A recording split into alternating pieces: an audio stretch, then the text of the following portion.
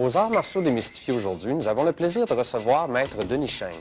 Et en seconde partie de notre émission, nous verrons quelques techniques de défense contre des attaques au couteau taillardé.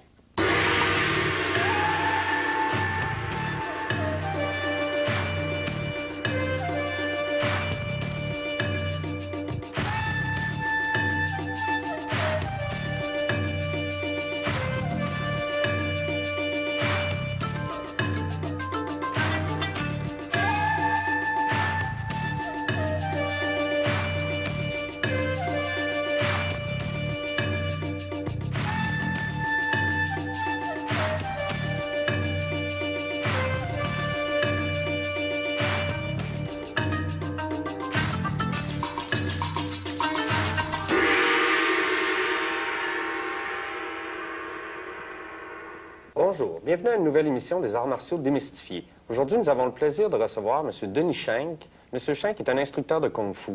C'est lui qui a formé la plupart des instructeurs de Kung Fu dans la région de Québec. M. Schenk, bonjour. Bonjour. Pourriez-vous nous expliquer un petit peu ou nous dire les styles que vous enseignez à votre école? Oui, c'est une vaste question. On utilise beaucoup le Wing Chun comme style principal d'enseignement. On inclut aussi le Tai Chi Chuan. Dans certaines écoles, la menthe religieuse qui est très enseignée et beaucoup de styles internes comme le Xingyi, le Pakwa, le Liu Pafa, etc. On a beaucoup de domaines là-dedans. Dans les styles externes, on enseigne aussi le dragon, le Pakmé, la grue blanche, etc. On peut avoir au-dessus de 400 à 500 styles sur la planète, mais on ne peut pas maîtriser tous les styles, naturellement. Pour le bénéfice de nos téléspectateurs, pourriez-vous expliquer que la différence peut-être entre un style interne et un style externe? Un style externe utilise beaucoup l'énergie externe, ça veut dire l'extension des muscles, la contraction, vraiment pour pouvoir utiliser l'art martial à son efficacité, à son meilleur, tandis que l'interne travaille beaucoup avec la souplesse de l'énergie par l'intérieur. C'est comme le Tai Chi Chuan, par exemple. C'est un exercice qui est fait lent, mais avec l'explosion, peut devenir très, très agressif par la suite. Est-ce qu'on peut dire que le style, par exemple, externe requiert plus de force physique ou... Il y a des exceptions à la règle, beaucoup. Comme le Wing Chun, c'est un style externe, mais il peut être aussi catalogué dans un style interne. Il est sur la ligne, un peu entre les deux. Il utilise les deux types d'énergie. Exactement, c'est exactement. D'accord. Vous avez apporté un mannequin de bois. Vous savez quelqu'un qui peut nous faire une démonstration sur le mannequin de bois, je crois? Oui, j'ai M. Yves Laprise de Québec, de son institut, et il va nous préparer un peu, nous exécuter en bon français, la forme du grand maître Yip Man.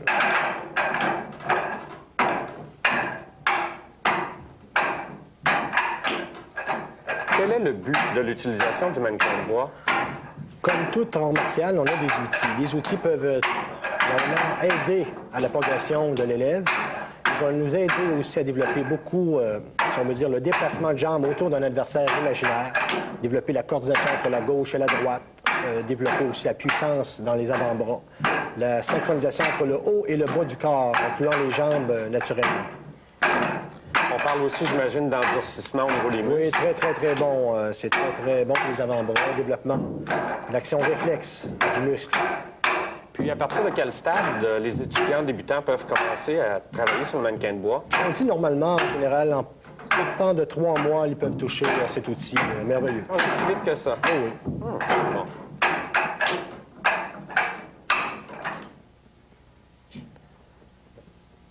Monsieur Laprise nous a fait une démonstration vraiment intéressante du mannequin de bois.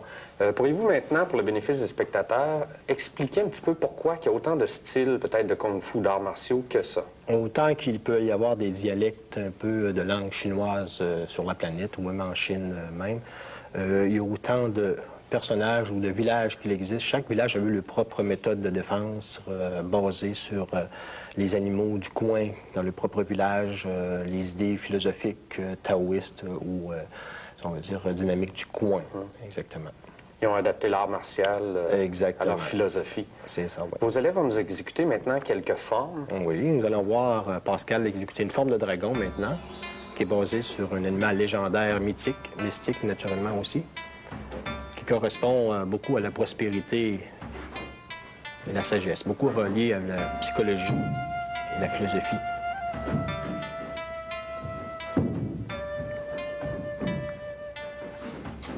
C'est une forme du dragon. Oui, un animal légendaire. OK.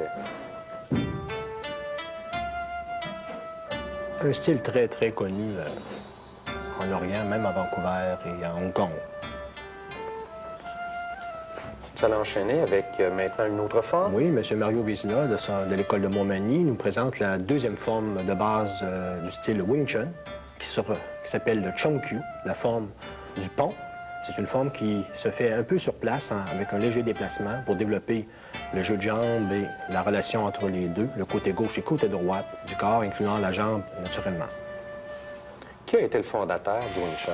Le Wing Chun, c'est une longue histoire. Normalement, c'était un personnage dans l'époque qui a rassemblé plusieurs styles pour créer un style, pour sortir un style le plus simple qu'il y avait à l'époque, basé sur l'autonomie vraiment simple du geste. Basé sur le principe de la ligne centrale, sur le travail des deux mains en simultané.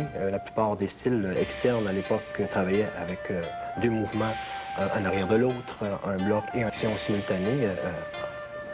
Et le Wing Chun, lui, a décidé de prendre les deux ensemble, incluant la jambe. On peut travailler avec 3 gestes en accord ensemble. On peut constater que le centre est toujours protégé. Exactement. Beaucoup de zones, points vitaux dangereux aussi dans cet espace-ci. Est-ce qu'il y a des ceintures ou des grades? Quels sont les grades à votre école? Normalement, nous autres, on fonctionne avec des niveaux. Le système de grades, c'est une invention en plus dans les années fin 1800, début 1900. Le système a été américanisé un peu pour la branche chinoise, pour le Wing Chun. Et normalement, on fonctionne avec des niveaux. On appelle ça les niveaux, niveau praticien, technicien, avancé, assistant instructeur et instructeur. Chaque école de Kung Fu a le propre système de gabarit pour donner un peu l'image, un peu d'évoluer un peu dans le... Nous enchaînons maintenant avec une forme. Oui, M. François Garriud de l'école de Beauport, de menthe religieuse, nous exécute une forme d'un animal un peu moins connu, la menthe religieuse. C'est une forme Wing Chun, pas Wing Chun, mais Tong Long Kyu, le coup de poing de la menthe religieuse. Nous savons qu'un animal, c'est un animal en Hong Kong qui est très dévastateur au point de vue combat.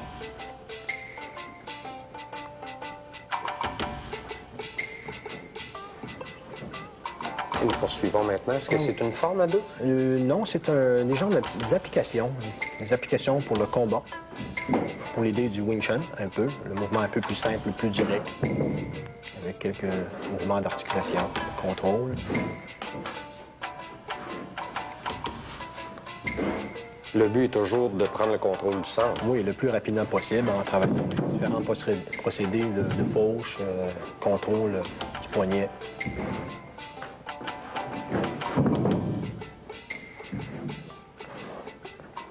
Est-ce que les gens qui vont à votre école apprennent toutes ces formes-là?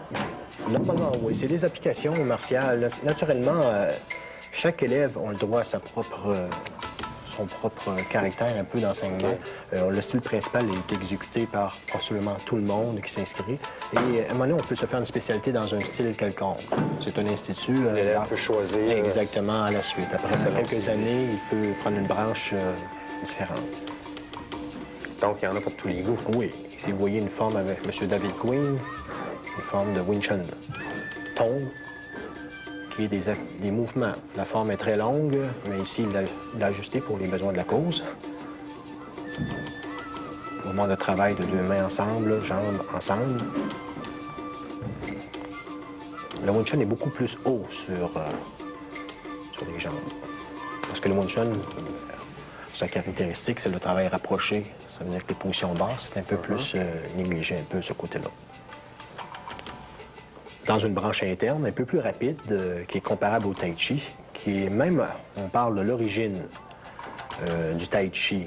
On appelle ça le Loka Pak Fat, la forme des 6 coordinations, 8 méthodes, exécutée par M. André Hood, qui travaille beaucoup le travail d'énergie interne, des explosions, les Jing qu'on appelle en chinois. Que tu travailles beaucoup avec le rapport avec le corps et l'esprit. On constate un bon contrôle au niveau là, du balancement, de la répartition du poids du corps. Exactement, oui. Voici maintenant une forme avec M. Patrick Dubé. On intitule la forme le Xingyi Chuan, qui est une forme interne, mais plus vers la branche externe, qui a des tendances, basée sur 12 animaux. Chaque animal correspond à une spécialité quelconque. On sait que la grue, c'est sur l'équilibre, le dragon, sur la psychologie un peu, le tigre, sur la force des mains, etc. Le singe, l'habileté. C'est des formes qui ont quel âge environ? Les styles datent des environs 1600, 1700 environ. On enchaîne maintenant avec de nouvelles techniques à deux?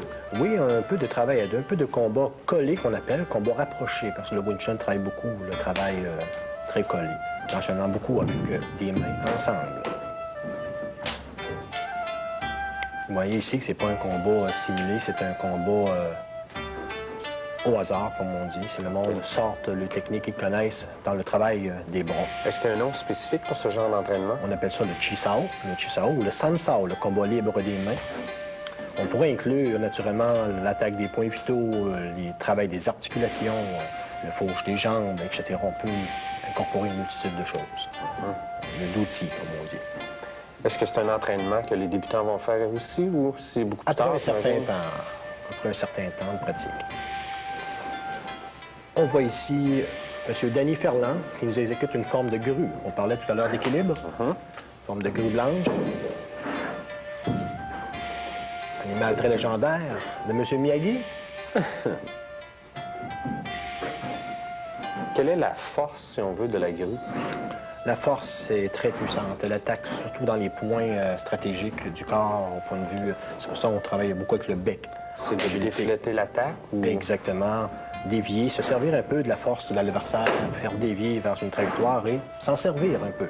Chaque style a leur propre méthode similaire et la grue en est une. Nous retrouvons maintenant François avec une autre forme de mantre religieuse. Est-ce qu'il existe beaucoup de formes de mantre religieux? On peut en trouver au moins 86 katas de formes où on appelle en français Tao, de mantre religieuse. On parle de 36 à main nue, de 15, 20 avec armes, avec 2 personnes en simultané. On fait un total de 86 en tout. Mais dans les temps modernes, 86 formes, c'est beaucoup de matière. On dit la norme acceptable maintenant, environ de 20 à 25 pour la personne qui peut ouvrir son art, peut ouvrir son école, son cours qu'on appelle en chinois. Puis j'imagine qu'il y a eu autant de formes que de régions. Exactement, comme on mentionnait tout à l'heure.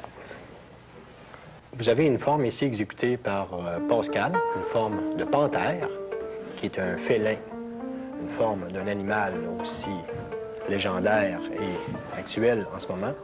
Travaille beaucoup aussi le déplacement de jambes, l'agilité un peu du félin, le bondissement des jambes, action avec la patte. Est-ce que ce sont des formes qui sont faites contre des attaques directes, des crochets ou des... Exactement. Tout ce qu'on peut imaginer en crochet, attaque sournoise, etc. Les systèmes, c'est contre un adversaire imaginaire, contre plusieurs agresseurs. Exactement. Nous voyons ici André nous exécuter une forme de Tai Chi Kim, une forme de Tai Chi à l'épée. Un outil pour développer un peu l'habileté et la coordination avec un objet. Naturellement, avant d'exécuter avec un objet, il faut que son tai chi soit souple, relax, détendu. Est-ce qu'il y a beaucoup de formes de tai chi avec des sabres ou des épées ou d'autres armes? Oui, vous avez le tai chi du sabre aussi, le tai chi la lance, le tai chi du bâton. Le tai chi des 2 couteaux, petits côtés, tout dépendant des variantes d'école, parce que chaque école conserve un peu une forme traditionnelle et c'est peut arriver que dans certaines écoles, la personne enseigne seulement que les formes à main nue, mais aucun arme, parce que la personne met l'accent sur la santé seulement. Mais le tai chi, avant tout, est un art martial, assez redoutable à l'époque. J'imagine à ce moment-là que tous les mouvements de base du tai chi reviennent dans les formes avec armes. Exactement, oui. Vous allez retrouver aussi la pratique des points vitaux, le travail des tendons, le lavage de la moelle épinière qu'on appelle pour renforcer le corps, les exercices de santé, tout ce qui va avec le travail du Qigong. Est-ce que vous faites parfois les applications à 2? Oui, vous avez des exercices à 2, comme les poussées des mains, soit une main, 2 mains, en bougeant dans les 4 coins. Vous avez beaucoup d'exercices pour développer dans les techniques de main, le china, etc. Là, vous avez, c'est un style assez complet, un art martial assez vaste aussi. On a ici maintenant quelqu'un avec une lance. Oui, M. Yves Laprise, de nouveau, avec une forme de lance, du Pak Mei, avec qui est un style similaire au dragon, qui se trouve être le cousin. On voit ici que la lance était utilisée à l'époque pour aller chercher un ennemi de loin, en ajoutant des franges rouges pour distraire les yeux de l'ennemi, naturellement. OK, c'était donc l'objectif. Exactement, et empêcher aussi le liquide de s'écouler sur la manche. Vous avez maintenant M. François Garrioud, qui nous fait une forme de menthe religieuse, mais du sabre, par chaque style possède leur propre arme. Il y a combien de styles au total? Avez-vous une idée? On en dénombre environ de 450 à 500 sur la planète. En 72, on dit en 72 et 82, la Chine a fait un sondage, un recensement partout dans la Chine, dans les campagnes, pour retrouver les maîtres, tout ce qui se faisait dans les arts martiaux, incluant les armes, travail à deux, travail solitaire, et ils ont dénombré environ de 4 à 500 méthodes, qui sont très, très nombreuses. C'est pour ça qu'on a tellement une grande variété d'armes et de formes et de styles sur le continent.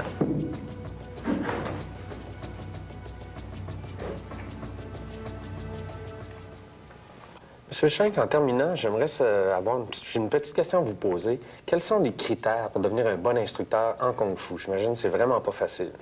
Très bonne question. D'après les expériences de mes propres professeurs, un bon professeur doit vraiment, premièrement, écouter son élève, avoir une très bonne relation avec quelqu'un qui se prend pour un autre.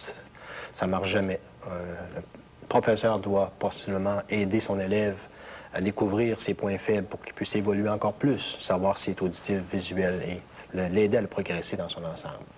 Mais il y a tellement de, comme on dit, de personnes qui pensent seulement qu'à eux autres, à le nombril, comme on dit. Il faut aider. On est là pour une vocation, pour aider l'autre à grandir, naturellement. Monsieur Schenk, c'est tout le temps que nous avions. Merci beaucoup. Ça fait plaisir, Bernard.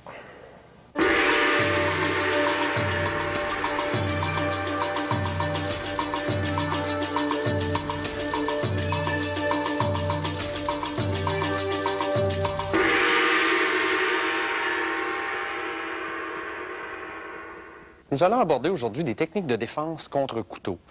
C'est peut-être une des choses les plus difficiles dans les arts martiaux, être capable de se défendre adéquatement contre une attaque de couteau.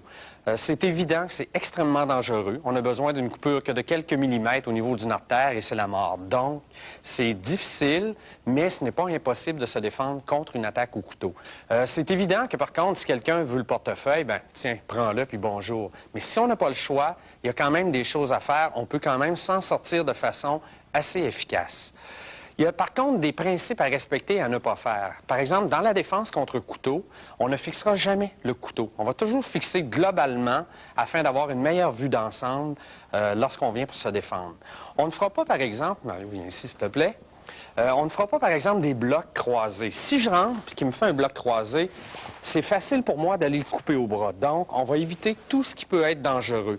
On va éviter, par exemple, des attaques où on va être à l'intérieur de la personne. Je rentre attaquer, il vient me chercher.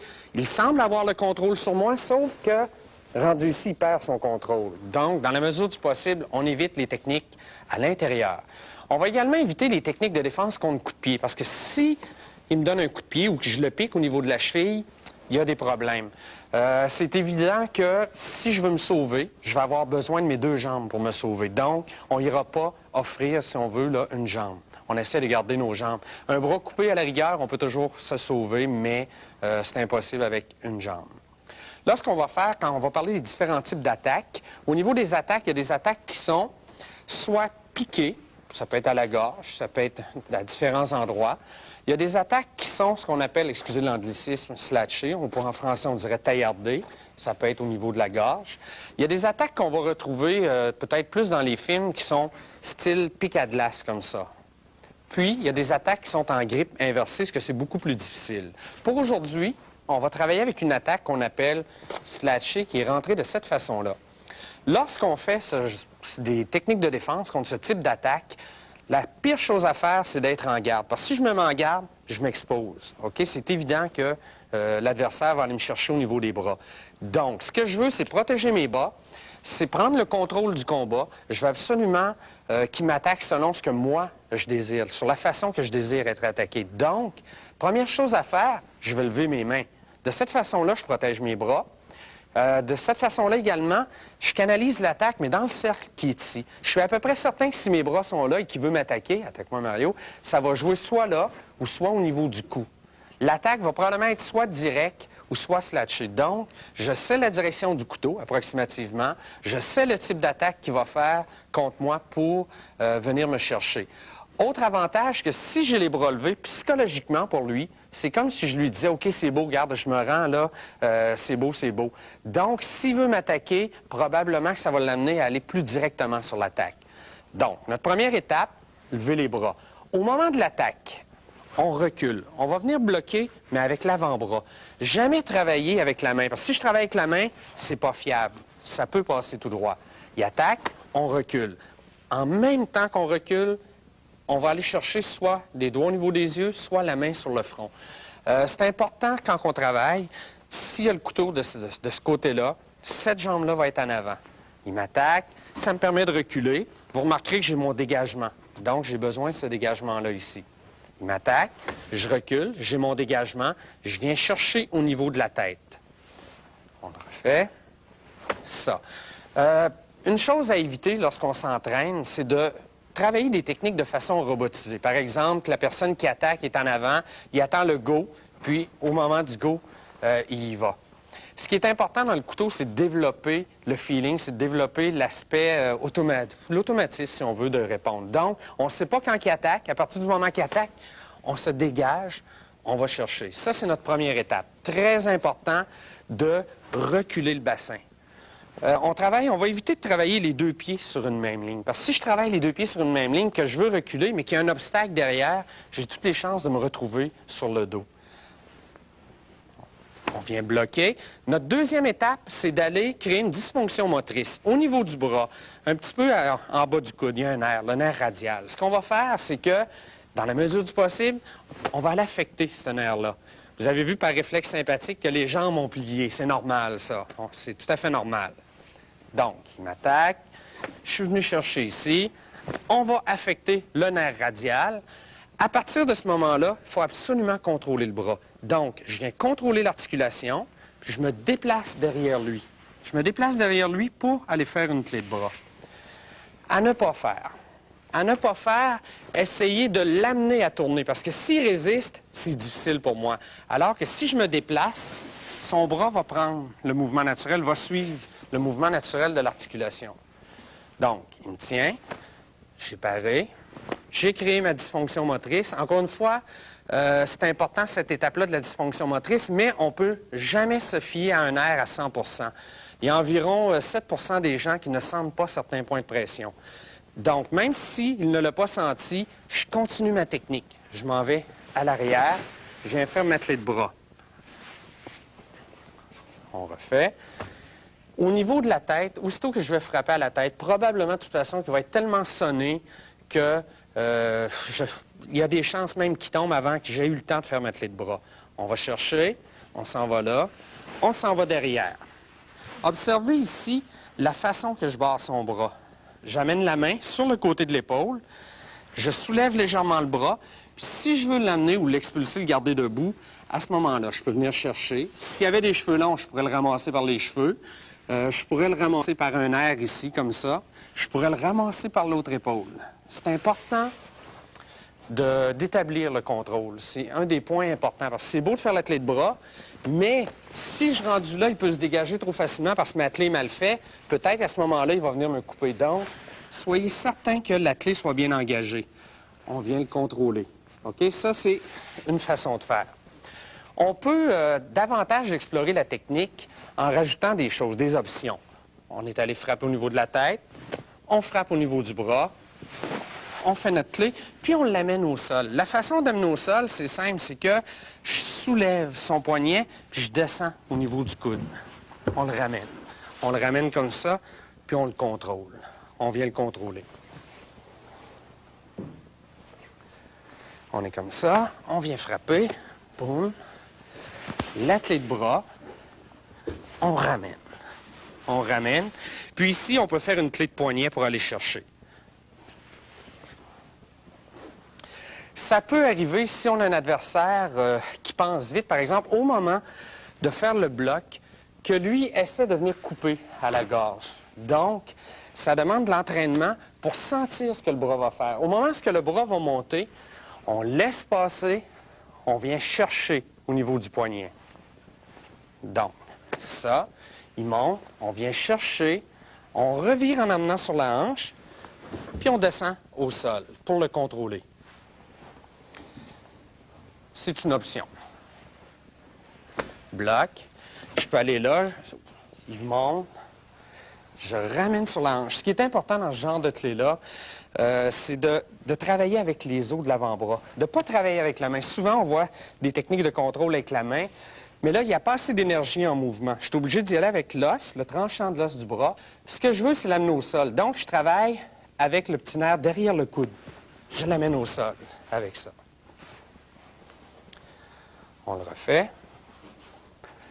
Il m'a attaqué, il a monté à la gorge, je capture le mouvement. La notion de capture est très importante parce que je ne dois pas laisser arrêter l'énergie. Il vient me couper vraiment de façon rapide. C'est important de capturer le mouvement. Donc, on vient chercher, frappe. Si ça va bien, on s'en va avec la clé de bras. On peut aller chercher, contrôler. On peut aller chercher, contrôler là. On pourrait rentrer à la trachée. On pourrait aller chercher les nerfs brachiaux. On ramène au sol. Puis on essaye toujours d'enlever l'arme à la personne. C'est important.